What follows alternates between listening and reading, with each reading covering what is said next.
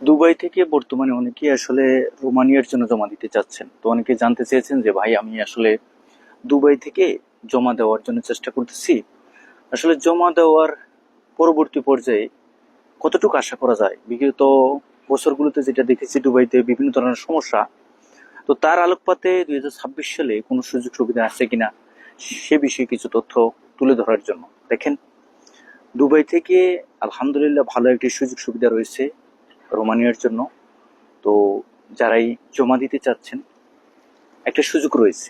আপনি যদি সম্পূর্ণ সবকিছু সঠিক রেখে সম্পূর্ণ রিকোয়ারমেন্টসগুলো ফুলফিল করে যদি আপনি জমা দিতে পারেন, আলহামদুলিল্লাহ ভালো একটি সুবর্ণ সুযোগ রয়েছে।